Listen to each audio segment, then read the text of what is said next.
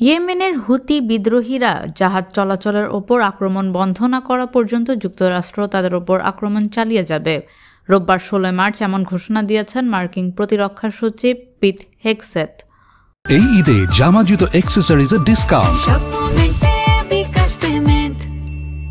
সোমবার 17 মার্চ এক প্রতিবেদনে খবর জানিয়েছে বার্তা সংস্থা রয়টার্স।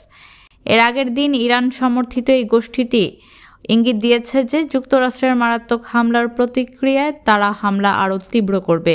হুতি পরিচালিত স্বাস্থ্য মন্ত্রণালয় জানায়, যুক্তরাষ্ট্রের এই বিমান হামলায় কমপক্ষে 53 জন নিহত হয়েছেন।